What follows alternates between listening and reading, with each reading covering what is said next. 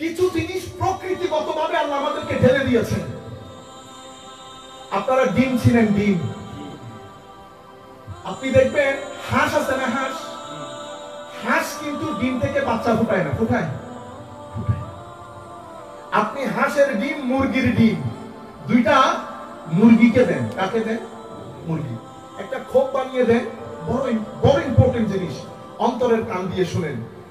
আপনারা এগুলো ব্যক্তি জীবনে অনেক অবলোকন করেছেন, কিন্তু সেভাবে খেয়াল করেন। আপনি ডিম দিচ্ছেন, খোপ বানিয়ে দিচ্ছেন, একটা মুরগি কন্টিনিউয়াসলি সেখানে বসে আছে। মুরগিকে এই কথা কে বলেছে যে তুমি ডিমের উপর বসে থাকো? কেউ কখনো বন্দি থাকতে চায়? এটা এখন আপনি যদি বেশি সেকুলার হয়ে থাকেন, আপনার কাছে অন্য কোনো ব্যাখ্যা নাই যে এই মুরগিকে এই টেন্ডেন্সিকে দিয়েছে যে বাইরের দুনিয়া ভুলে গিয়ে তুমি এখানে ডিম নিয়ে বসে থাকো, এখান থেকে বাচ্চা বের হবে। ডিমটা আপনি খেয়েছেন, ওখান থেকে অনেক ডিম খেয়েছেন, বাকি কিছু ডিম রেখে দিয়েছেন। আরেকটা ইন্টারেস্টিং পয়েন্ট আসছে, মুরগি দীর্ঘদিন পরে বুকের তাপ দিয়েছে। কিসের তাপ? বুকের তাপ। বুকের তাপ দেওয়ার পর কিছুদিন পর্যন্ত ডিমগুলা বেজান ছিল। কি ছিল? বেজান। সেটার ভিতর কোনো প্রাণ ছিল না, প্রাণহীন ছিল। কিন্তু মুরগির শিঙের তাপ লেগে লেগে প্রাণহীন ডিমের মধ্যে প্রাণের সঞ্চার হয়েছে কিনা? তো মুরগির শিঙের মধ্যে যদি এই তাসির থাকে যে বেজান ডিমের মধ্যে জান পেদা করতে পারে, তো যেই সমস্ত আল্লাহর ওলিরা শিঙাকে আরশুল্লাহ বানিয়ে রেখেছে, যেই সমস্ত আল্লাহর ওলিরা শিঙাকে আরশুল্লাহ বানিয়ে রেখেছে, যেই সমস্ত আল্লাহর ওলিরা কুরবতের মাধ্যমে, আল্লাহর নৈকট্যের মাধ্যমে রাত ভর আল্লাহ রাব্বুল আলামিনের কদমে সিজদার মাধ্যমে বছরের পর বছর গেছে, সারা রাত যাদের আল্লাহর ইবাদতে কেটেছে, যাদের ব্যাপারে কুরআন বলছে তাতা জাফা জুনুবুহুম আনিল মাদাজি ইয়াদউনা রাব্বাহুম খাউফা ওয়া তামাআ। কুল কায়নাত যখন বিছানায়, যে সমস্ত মানুষ বিছানা ছেড়ে যাই নামাজে এসে আল্লাহর কুদরতির কদমে সিজদায় পড়ে বছরের পর বছর কান্নাকাটি করে, আল্লাহ তাদেরকে আরো একটা হায়াত দান করেন। এই হায়াত না, আরো একটা হায়াত দান করেন, সেটা ভিতরের হায়াত। তাদের ভিতর থেকে পাপ, পঙ্কিলতা, হাসদ, হিংসা, অহংকার, সমস্ত অন্ধকার বের হয়ে গিয়ে, আগে হিংসা ছিল, হিংসার পরবর্তীতে অ্যাডমায়ারিং হয়ে গেছে। আগে অ্যারোগেন্ট ছিল, অ্যারোগেন্ট বের হয়ে গেছে, এখন জেনারাস হয়ে গেছে, হাম্বল হয়ে গেছে, পোলাইট হয়ে গেছে। হতে হতে হতে প্রথমে আল্লাহর নৈকট্য পেয়েছে। যে আল্লাহর নৈকট্য পেয়েছে, আল্লাহর এত নিকটে চলে এসেছে, আল্লাহ রাব্বুল আলামিন ওই ব্যক্তিকে নিজের জিম্মাদারিতে নিয়ে নিয়েছেন। একটা পর্যায়ে এমন আসছে যে ওই ব্যক্তির কথা আল্লাহর কথা হয়ে গেছে, ওই ব্যক্তির হাত আল্লাহর হাত হয়ে গেছে, ওই ব্যক্তির কদম আল্লাহর কদম হয়ে গেছে। তো আমার আল্লাহ বলছেন, আমার বান্দা যখন আমার বন্ধু হয়ে যায়, আমার বান্দা যখন ইবাদতের মাধ্যমে, রিয়াজাতের মাধ্যমে, মুজাহাদাতের মাধ্যমে, রাত ভর ইবাদতের মাধ্যমে সমস্ত কিছু করে আমার বান্দা যখন আমার বন্ধুতে পরিণত হয়, তো আমার বন্ধু আমার এত নিকটে চলে আসে, নৈকট্যের সম্পর্কে এত কাছাকাছি চলে আসে, তার জবান থেকে সে যেটা চায় আমি আল্লাহ সাথে সাথে দান করি। আল্লাহু আকবার। আল্লাহ সাথে সাথে দান করি। তখন আল্লাহ রাব্বুল আলামিনের নূর ওই ব্যক্তির সিনার মধ্যে আসে। এমন সিনাওয়ালা ব্যক্তির মজলিসে বসলে আপনার সিনা আলোকিত হতে বাধ্য, আপনার বেজান সিনার মধ্যে জান আসতে বাধ্য।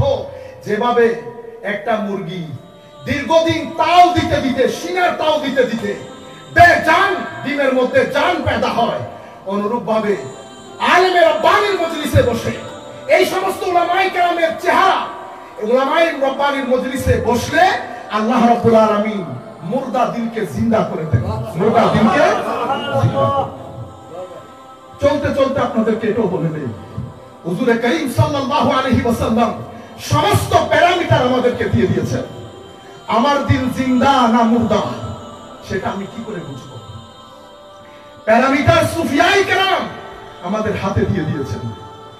আমি একটা গুনাহ করার পরে আমার অন্তরের মধ্যে যদি ধরপর অবস্থার সৃষ্টি না হয়, তো মনে করবেন দিল মুর্দা হয়ে গেছে, দিল মুর্দা হয়ে আমি একটা গুনাহ করলাম, আমি কারো গীবত করলাম, কারো পেছনে ফিতনা করলাম, অথবা কোন একটা পাপ করলাম, অথবা এমন একটা জায়গায় গেলাম যেই জায়গায় আমার যাওয়া উচিত ছিল না, এমন কিছু পান করলাম যেটা পান করা আমার উচিত হয় না।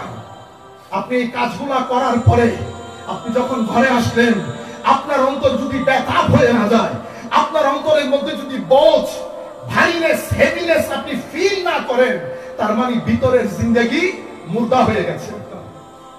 আপনারা বুঝতে পেরেছেন? এরপরে দিল মুর্দা হয়েছে কিভাবে বুঝবেন? তো যখন আপনার কাছ থেকে ভালো কাজগুলা কমতে শুরু করবে, ভালো কাজগুলা, পাঞ্জাগানা নামাজ পড়তেন, নামাজ ছেড়ে দিয়েছে, নামাজ ছেড়ে দিলে আর কোনো কিছু বাকি থাকে? আপনি ইমাদুদ্দিন ছেড়ে দিয়েছেন। নামাজ, আমি গত স্পিচে বলেছি কিনা জানি না, এমন একটা পিলার হুজুর করিম সাল্লাল্লাহু আলাইহি ওয়াসাল্লাম হাদিসে পাকের মধ্যে ইমাদুদ্দিন বলেছেন। আরে স্তম্ভ যদি আপনি কেটে দেন, বিল্ডিং বাকি থাকবে? নামাজ এমন এক পিলার। আমাদের মধ্যে, ইসলামের মধ্যে পিলার কয়টা? প্রথমটা কি? কালিমা, আশহাদু আল্লা ইলাহা ইল্লাল্লাহ ওয়া আশহাদু। এরপরে রোজা, এরপরে হজ, এরপরে যাকাত। বাচ্চাদেরকে যখনই আপনারা বসবেন এগুলো শিখাবেন যাতে তারা জিনিসগুলা শিখে ফেলতে পারে। আপনি কালিমা আশহাদু আল্লা ইলাহা ইল্লাল্লাহ ওয়া আশহাদু আন্না মুহাম্মাদান আবদুহু ওয়া রাসূলুহু জীবনে যদি একবারও পড়েন হয়ে গেছে না? এটা রিপিটেডলি হচ্ছে না, এটা রিপিটেডলি প্রয়োজন নাই। আপনি একবার পড়ে ফেলেছেন, ঈমানের দায়রাতে চলে এসেছেন। এখন আমি যদি ইচ্ছা করি আপনাকে বের করে দিতে, আমি কি বলবো? আপনাকে কাফের বলবো, এটাই তো। আমি আপনাকে বেদাতি বলবো, এটাই তো।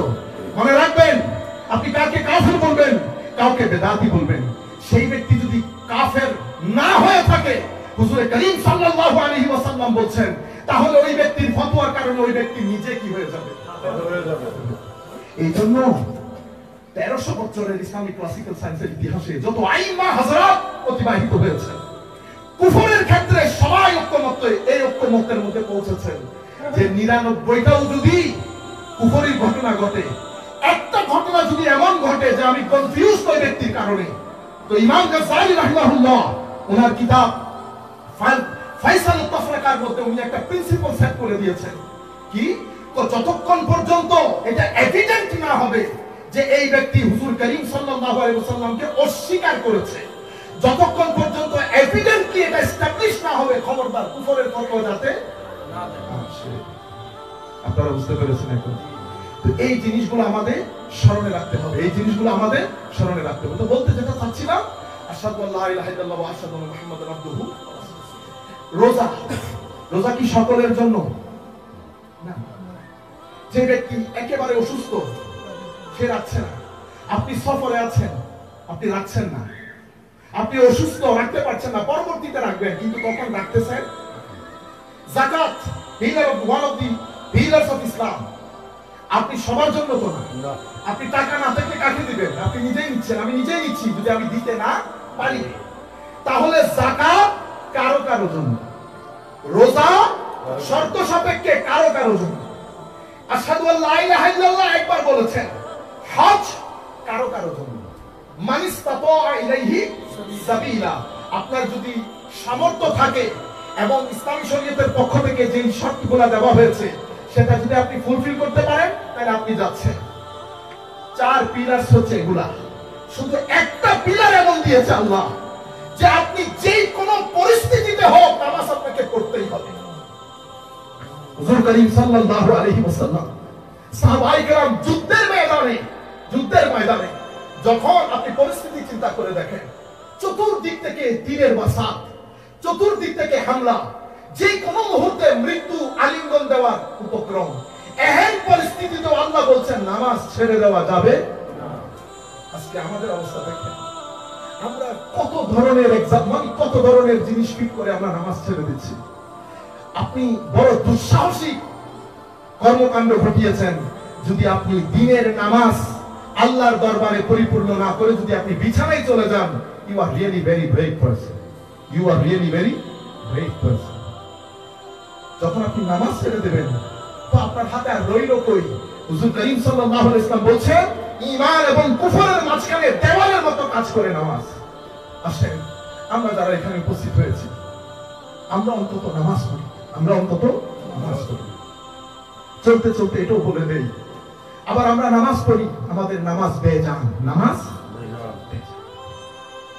আমরা 60 বছর নামাজ পড়ছি, কেউ 40 বছর পড়ছি, কেউ 50 বছর ধরে নামাজ পড়ছি, কিন্তু আমার রুকুর মধ্যে কোনো স্বাদ, আমার সিজদার মধ্যে কোনো স্বাদ নাই, আমার কিয়ামের মধ্যে কোনো স্বাদ নাই, আমি কোনো স্বাদ পাচ্ছি না। আমি যখন যাই নামাজে দাঁড়াই, আমি চিন্তা করি যে 2 মিনিটের মধ্যে নামাজটা শেষ করে আমি আমার কাজে চলে যাই। কিন্তু এমন তো হওয়ার কথা না। মুসলমান কখনো এক স্ট্যাটাসের মধ্যে থাকতে পারে না। যেই পানি সবসময় এক জায়গার মধ্যে থাকে, মুভেবল না, যেটাকে আমরা স্ট্যাগন্যান্ট ওয়াটার বলি, সেটা দিয়ে ওযু যায়, সেটা দিয়ে ওযু করা যায়।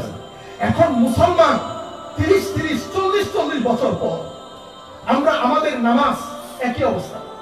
আর এক তো নামাজ পরিবর্তন হয় নাই, নামাজের স্বাদের মধ্যে পরিবর্তন আসে নাই। দ্বিতীয়ত আমার নামাজ আমাকে না গুনাহ থেকে বাঁচাতে পারছে না, গীবত থেকে বাঁচাতে পারছে। তাহলে নামাজ, আমি নামাজ পড়ছি 20 বছর, 10 বছর, 40 বছর, কিন্তু আমার নামাজ আমাকে খারাপ কাজ থেকে, আমি যেই সেই, আমার চরিত্রের মধ্যে কোনো পরিবর্তন আছে নাই। আমার নামাজ আমাকে যৌক, যেটা স্বাদ, সেটা দিচ্ছে না। তাহলে আমাদের চিন্তা করা উচিত না যে কোন জায়গায় না কোন জায়গায় ভুল হচ্ছে, কারণ নামাজের ব্যাপারে আমার আল্লাহ বলছেন আকিমিস সালাহ ইন্নাস সালাতা তানহা আনিল ফাহশাই ওয়াল মুনকার। সমাজের মধ্যে যত ভলগারিটি থাকুক, যত নিউডিটি থাকুক, সমাজের যত অশ্লীল হোক সমাজ, আপনি যদি নামাজ পড়েন এবং সহিভাবে পড়েন, হুজুর কারীম আল্লাহ রাব্বুল আলামিন পবিত্র কোরআনের মধ্যে বলছেন নামাজ আপনাকে গর্হিত চরিত্র এবং গর্হিত কাজ, অশ্লীল চরিত্র এবং অশ্লীল কাজ, সব কিছু থেকে নামাজ আপনাকে বাঁচাবে। কিন্তু নামাজ আমাকে বাঁচাচ্ছে না, নামাজ আমাকে বাঁচাচ্ছে না। আমি আমার মতো হয়ে গেলাম। আমাদের অনেক ভাই, আমরা বলাবলি করি যে ভাই আজি 10 বছর হজ করেছে, 10 বার, কিন্তু যেই সেই, মুখ থেকে গালি যায় নাই, মুখ থেকে গালি যায় নাই, হাসদ যায় নাই, গীবত যায় নাই, অহংকার যায় নাই, আমি বড় যায় নাই, মানুষ ঠকানো যায় নাই। মানে আমি মানুষ হিসেবে হুজুর কারীম সাল্লাল্লাহু আলাইহি ওয়াসাল্লাম যে আখলাকে হাসানা দান করেছেন, সেগুলোর সাথে আমার সাথে দূর পর্যন্ত কোনো সম্পর্ক নেই। তাহলে কোথায় ঘটনা ঘটছে? কারণ হজ তাকওয়ার জন্য, হজের মাধ্যমে বান্দা মুত্তাকি হয়, নামাজের মাধ্যমে বান্দা মুত্তাকি হয়। এখন মুত্তাকি তো দূরের কথা, আমি মুমিন হিসেবে সত্যিকার চরিত্রের অধিকারীও হতে পারছি